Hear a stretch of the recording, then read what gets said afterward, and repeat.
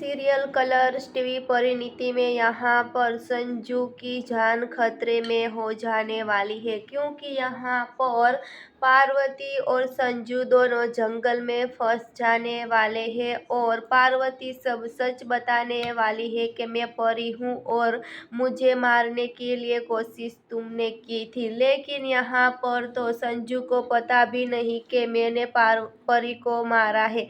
लेकिन यहाँ पर तो संजू की जान खतरे में हो जाने वाली है। जी हाँ दोस्तों, तो ऐसा होने वाला है कि नीति भी बहुत मुसीबत में फंस जाने वाली है, क्योंकि यहाँ पर पार्वती ने ऐसा प्लान बनाया है कि संजू, नीति, गुरविंदर की जान खतरे में हो जाने वाली है।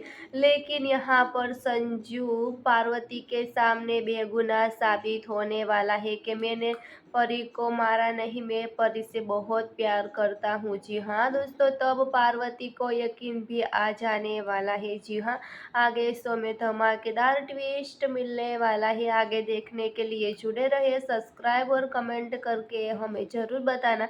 फिलहाल लिए बस इतना सा।